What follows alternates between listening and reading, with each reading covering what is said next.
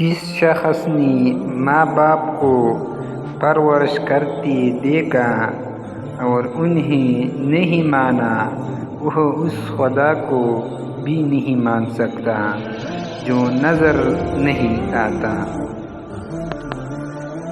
بے بسی کی آنکھوں سے ٹپکنے والا آنسو کتنی ہی عبادتوں پر فوقیت لے جاتا ہے۔ اللہ سے وہ چیز مانگے جو اللہ کی راہ میں خرچ کرتے وقت نہ ہو۔ اللہ سے مانگی ہوئی نعمت اللہ کے لیے ہی وقف رہنے دی، چاہے وہ زندگی ہی کیوں نہ ہو۔ جس دل میں ثواب کا شوق اور عذاب کا خوف پیدا ہو جاتا ہے، جنت خود اس کی منتظر ہو جاتی ہے۔ لوگوں کے ساتھ رنجش بیکار ہے، تم بھی پانی وہ بھی پانی، اب جھگڑا کس بات کا، مانو تو میں وقت ضائع کر رہا ہے اور اوپر سے کچھ اور ہی ہونے والا ہے، موت سر پر کھڑی ہے۔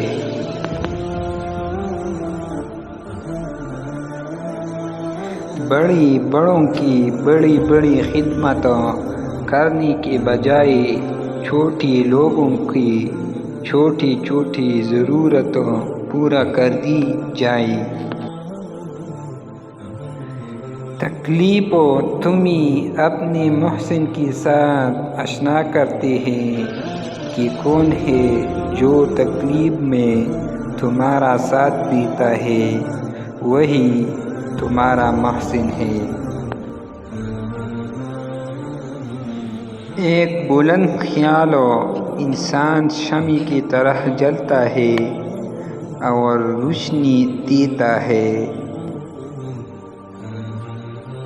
آپ ایک کام کرو کہ اس زندگی میں آپ کی زبان سے کسی غیر حاضر یا حاضر شخص کا گلہ نہ نکلے اور آپ کے کان میں کسی غیر حاضر کا گلہ نہ پڑے، بس آپ نہ گلہ کرو اور نہ گلہ سنو، بس یہی زندگی جنت بنانی شروع ہو جائے گی۔